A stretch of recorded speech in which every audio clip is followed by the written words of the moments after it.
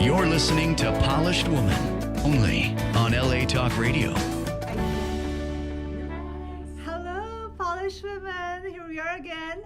And now, today, we have our topic for today is identity crisis. I love this. Because me, who am I? You know, who are you?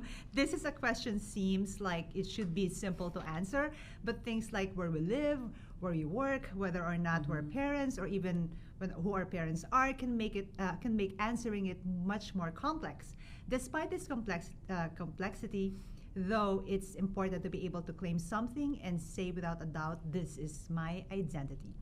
Being an immigrant to this country, myself, I understand how easy it can be for a person to start to lose parts of their native culture. For example, I was an actress in the Philippines, and when I moved here, I started going on auditions, and I noticed that women dressed very differently from what I've been taught to do.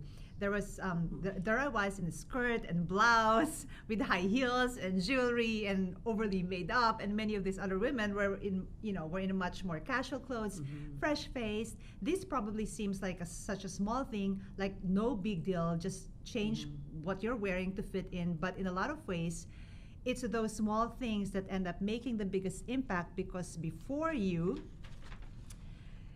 know it, you've made so many little concessions. So, introducing as my guest co-host for today is Dina Marie. Thank you, a leadership and personal development specialist. Thank you so much for coming. It's my pleasure. And we are helping here. Our guest is Michelle. It's our first time, by the way, to do this. Michelle Endo. Did I pronounce it right? A woman who is originally from Japan, but since moving to the United States has lost touch with her Japanese culture. By the way, I lived in Japan for, I think, about 2 years. Oh, wow. It's on and off, though. It's on and off. I used to model and I modeled there. I modeled in Singapore, but Japan is like, for me, my favorite country in the world. It's just amazing out there, and the people are so nice and so respectful. Now, Michelle, were you born here? Or I was born born here. She was born here, Yeah. but she goes back Oh, to Japan a lot. okay. Yeah, her So family. all my family, aside from my immediate family, Okay. are all in Japan. Yeah, I was like, Oh, okay. All right. They're gonna be like, she really worked on her English. I know. Oh, I'm sorry. So yes, we're very connected. Yeah. Still with Japan. I like to take my kids there, Okay, so and they you, don't forget their culture. And yeah, okay, today I'd like to start with our guest, Michelle. So can you briefly tell us what you think about losing your touch with the Japanese culture since you were born here? Did you lose absolutely. touch, or did you continue, or are you following the whole Japanese? Because I know a lot of the Japanese culture since I lived there for like 2 years. Do you Right, follow right. them, or? to a degree, I say that because I think it's very important. It's who you are on the inside and out. But being born here, I know certain people say, well, she looks Japanese, but she's very, her thought process, very American on the inside. Yeah, I always yeah. get like, what do you dream in? Because I speak both languages fluently. So I think it's a good, take the best of both worlds, to build who you are. And for me, I like to take the good parts just because why not, and to where you're going and what your next step in life. Are you married to I am. I'm married Japanese to a as Japanese well? man born in Okay. Japan. All his Okay. family is in Japan, and my Yeah. mom was very surprised. To be honest, she was like, "Really? I was kind of hoping for blue-eyed grandkids." I'm like, "Well, Oh the my God. likelihood of Oh my that." God, that to is begin so with." me. What did your dad say, though? He was like, "Yeah, I think he's personality-wise great fit for you." My dad, he came out here in his 20s, wild, Okay. Oh. I get the best of both worlds from my mom and my dad, but he was, I think, now that I've been in marriage for about 10 years, it's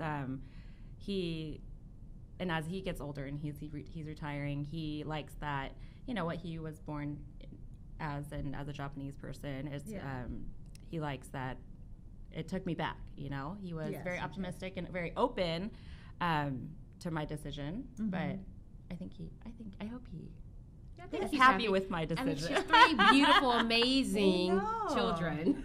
Okay, I'll tell you a story about some Japanese culture. Anyway, Dina, taking into your account Michelle's answer, do you feel like culture places limits on who a person is? Absolutely. I think that it can have an impact, but it really depends on how concrete the person understands who they are. Yeah. And one of my favorite sayings is that 50% of knowing who you are is knowing who you're not. And then when you get really clear and solid on that, then you're really unshakable, because what's inside of you will come out when you're shaken. So when life gets rough, things get tough, if I start tipping this glass, champagne's gonna come out, not milk. So when your life gets rocky, guess what? What's inside of you, the core of who you are, is actually what's going to come out. And that's why they say, be very leery of what people, show you on the inside. So culture can have that. So you got to be clear. And I think that it depends on the culture and how long you've been here and how traditional it could be. Certain Asian and even Polynesian cultures are deeply, rooted in tradition. And even if you visit those countries, they're very homogeneous. And because the fact that it's traditional marriages, and that is at the root and embedded in their culture and identity. When you step outside of that, it can cause shame, it can cause such a disconnect. But what I love about Michelle is that part of that transition and her dad's coming here is that the Good Choice Sushi restaurant also gives them a solid connection to the culture piece. We talk about that, and when she speaks to her dad about making good choices, it's rooted in the culture of the creation even of sushi in the restaurant and Japanese and all of that. So she gets the best of both worlds here in the United States. That's amazing. Michelle, have you personally left any limits that you think are culturally based? Yeah, different situations. And it's culturally based as in, like Mother-in-laws. Yeah. I'm just going to throw that out there. You went there. I went there. Or okay, like when I was hold on, when she's married to a Japanese. When I was in Japan and I had a Japanese boyfriend and he was a model, I would literally walk to like a space between. I would always be behind him. We can't walk together. Do you follow that now that you're here? No. I'm so glad you said that, because it was really odd doing that. I'm like, why can I, walk hand in hand with you? It's like, no, because it's a whole Japanese thing. And I'm like, wait, what? Oh, absolutely. Yeah. And I'm sure I get a lot of voices that aren't shared with me, and that's probably a good thing. But this is who I am, and I married this person because I looked at him as an individual, and respectfully, he does the same with me. So I remember my mom saying, well, I think they see you as kind of a foreigner. And I was like, I'm not part of the group. I'm not part of the clan. Do they not think I'm family? But, that I sat with that for a second, and I said, you know what, I'm kind of okay with it. That's who I am. And I'm very respectful for their culture and their traditions and their family crest and how important they protect that. But at the same time, it's do I have to live that way and dedicate my entire being that way? Yeah. I don't think so. Do you raise your children as as the same thing as how you were raised by your parents, or as a Japanese or the real Japanese roots?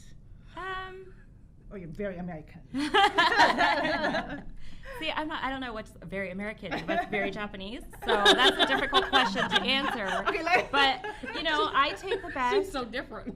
My husband and I have these conversations, are we doing the right things for our kids? Are we doing, what's right or wrong, though? And so we base it on, okay, this is what I believed was right and what was great for us growing up, so let's take that piece, and then same with him.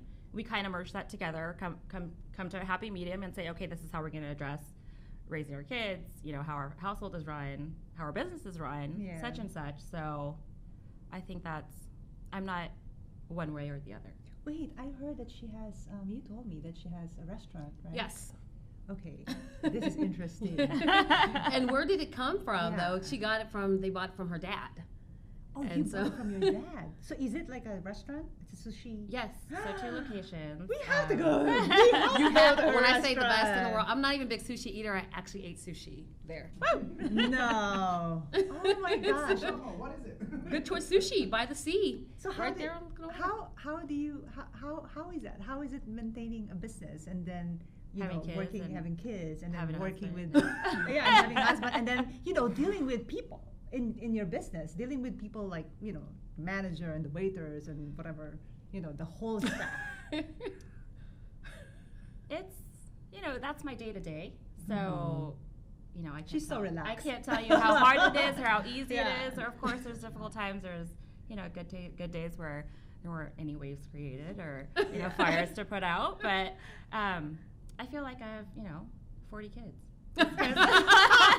and I think that is a positive trait in me, that I am able to kind of embrace them. We're a small business, so I'm able to extend my arm to that length and say, I care about you, as part of the team. And so it's a good combination of things where I stop looking for balance in my life because I'll just put on weight over here, put on weight over here, weight over here, weight over here, and then you're kind of burned out at the end of the day. So Dr. Dina was like, stop looking for that, just look for harmony. So I do say wise things. Yeah, she's like really good. So do you think, Michelle, that she I have a question here. So do you think, Michelle, that she should Dina, do you think she should need to keep up with her father's standards? And Absolutely. Michelle and I have actually had conversations about that. And like Michelle said, taking the good things and the good choices, when we think about why it was named, and as we began to work on her book and with the same title of Making Good Choices, is that here's the lessons that my father, taught me, and that they're culturally rooted based, but they are so applicable across the board. And I laugh a little bit because, again, Michelle has 3 amazing children, and the youngest one, Amy, is as feisty as can be, and she's not walking 3 steps behind NT, by the way, okay? And she won't even do it now, and she's a baby. And that some of the good points, and I've been to the restaurant, like I said, it's fantastic, but the relationships that were built, the cultural family, the unity that you get, that's part of the culture, I see that's been maintained a lot. And then some of the other things as far as the restriction, especially with women, as those are some of the stigmas that have been broken. And I tell Michelle that she models that, and I'm always impressed and proud of her, even when she kind of calls me sometimes a little like, what are we gonna do? And when we began to kind of like talk, through that, as I do like also with other clients, is that step back, don't react, learn to respond. Ooh, I and like that means that there's a pause in there. Yes. And that quit always trying to have the solution immediately. Sometimes you have to process through it. Yeah. And when you process through it, that's when you begin to see that there's not just one answer. There's multiple answers. And now pick the best one for that situation that's going to work for that team and that relationship. Because relationship is key, whether it's a cultural relationship, an employee-boss relationship, a marriage relationship, a friend relationship, that is how you make good choices. That's excellent. Wait, by the way, so in the Japanese culture as well, women are very submissive. Yes. Very submissive. Like very Yes. submissive. Oh, I did that. I used to want to be a geisha growing up because they were like smart. They get paid to be beautiful and talk and all that kind of good stuff. I was there for 2 years. I've learned so much. Do you? I'm not gonna bait my husband. But do you do it? Even if you're already here, are you very submissive, or somehow you're like, no, we're both the same, we're equal? Dr. Dina's here laughing. Because I know the answer. I'm just waiting for her to see which one she's going to share. I just want to know what answer she's going to share. Because we've worked through those challenges before. And the word submissive in itself sometimes can be a deterrent for women. And that we like to use collaborative. Okay. We like to use the fact that as an opportunity that, yes, I am the wife, and yes, you're my husband, and that there's some points and there's some roles that, again, I respect as you, the man, my husband, but I also need you to kind of own who I am as the woman. Yes. And that there comes a give and a take, and choose your battles. What is the outcome that you want? Yes. And it's not about winning. What outcome do you want? if you want that new pair of shoes or that brand new car that she was down there, getting, then you're not going in there like a bulldozer and you're not trying to stand your ground and demanding, then you know how to be a little sweet, a little sugar baby honey bun. Yeah. And then at other times when someone's compromising your identity and forcing you to show up as not your true authentic self, that's when you pick to stand your ground, when it really matters, not when it doesn't. Don't sweat the small stuff. Yeah, I'm a little bit submissive in some way to my husband, and but in some way I'm also like, when I'm here and I needed to be like, okay, I'm the wife and I want to speak out, so I actually do it. But I think I know, as you've said, it depends on how you do it. That's the whole submissive right. word. But and also the communication. How are you going to relay that message? Yes. It's kind of like how are you going to ask someone when you want something? Yeah. So it's you set that tone. Yes. In getting your message across. Yeah. And a more likelihood to where it's going to be a yes answer. Change the way you ask the question. Do you have any role models in your own life who help you to be your most authentic self? Yes. Not anyone, especially just one person who I look up to and who I dedicate my life to and look up to. But, like I said earlier, taking the best traits of who you want to be or become. Everything doesn't happen overnight. So when you're in a conversation with someone, you meet someone new, and you're like, oh, I really like that about them. I take that and try to apply it to myself. So when that time arises, I'm always working to be the best version of myself. Yes. And that's an ongoing journey. It's not, like I said, not going to happen overnight. So my role models are who I want to become, what my values are, what my morals are, and that align with my identity. Yeah. And I polish myself to become that person. Yeah. There it goes. So role models, picking out good traits, characters. I think it's a work in progress. You have kids. Like, do you want your daughter to marry a Japanese man? Because there's a lot of there's like, for example, I have a good friend, which their marriage didn't turn out well, because the mom of the guy wanted him to marry a Japanese woman, and he married a Filipina, a Filipino woman, and it was not, good, because the mother he wasn't happy that he married her. So in your case, since you already grew up from here, did you want your kids to be married to a fellow Japanese, or you're open to? Not necessarily. Yeah. I'm kind of an open book there. And I think that goes along with all parents, that you want your kids to be happy. Yeah. So I'm not specific on a certain gender, race. I am. I would always say, okay, no one's gonna get married at age of 30, and I want blue eyes. I want blue eyes or African American. Well, you can buy those. Or African American, and I always tell them why. Why do you want them to be married to African American? Because I know they're gonna be good singers when they grow up.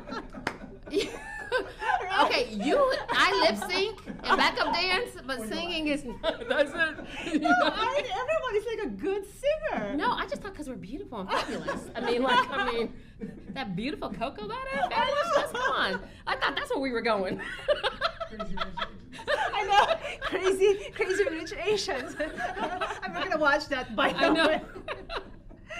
Oh, so switching gears slightly, Michelle, is there anything about your cultural heritage that you were happy to let go of, such as certain expectations or pressures that may be unique to Japanese society?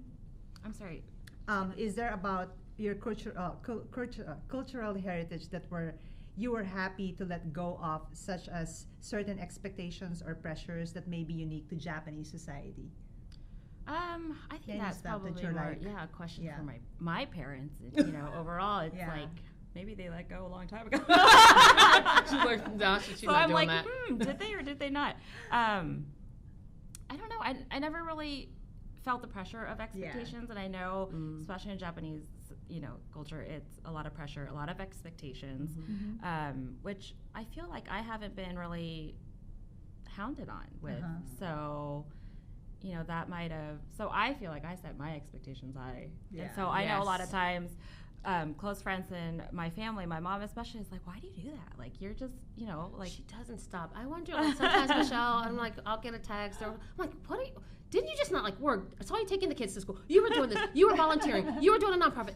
What are you doing?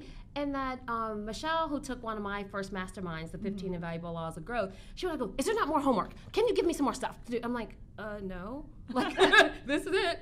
And so she pushes herself, and she has high expectations for herself and anyone she builds a relationship with, and that is her standard. So when I'm listening to her, it's very difficult for her to say, well, gosh, isn't that the norm? Yeah. The norm is excellence. We don't do mediocre.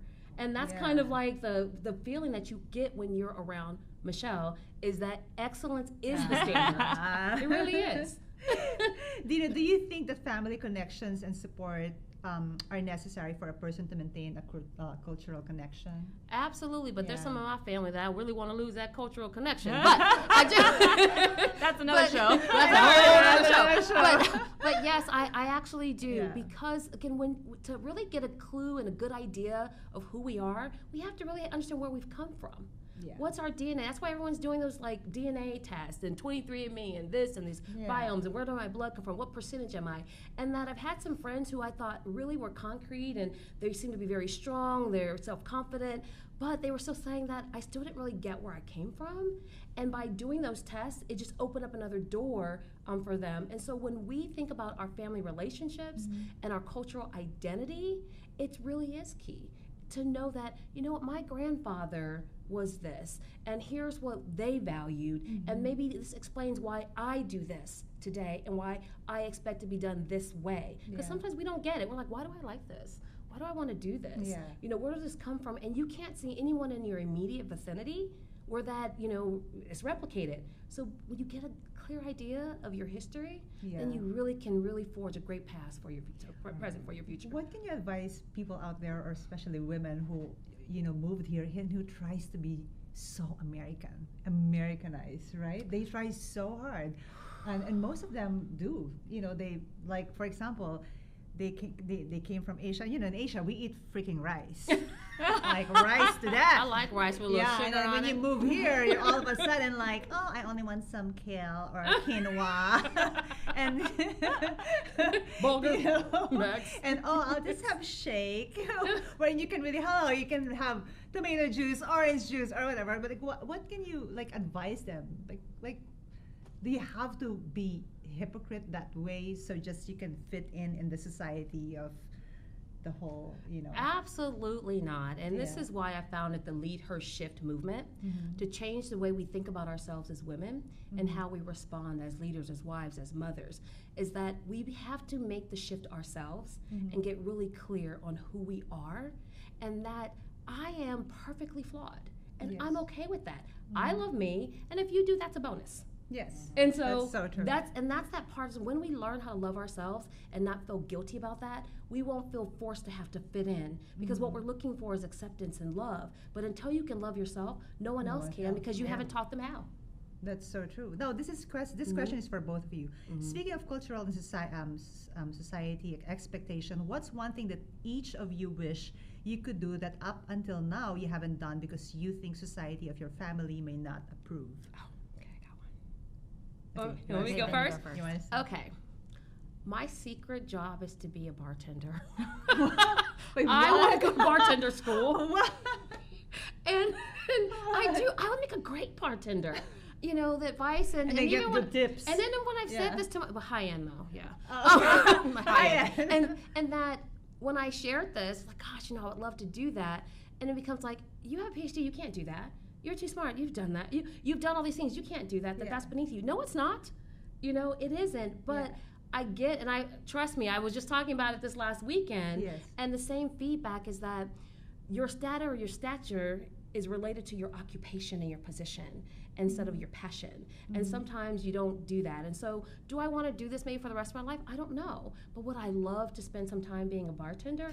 Absolutely. So if you're out there and you want like an intern and you want me to come in for a weekend, I get to keep my tips, I would love to come and practice. You have to try it once in your life, right? At least just try. You can go and do it for like an hour or so and just be happy. At least you have the satisfaction that you did one thing. Absolutely. How about you, Michelle?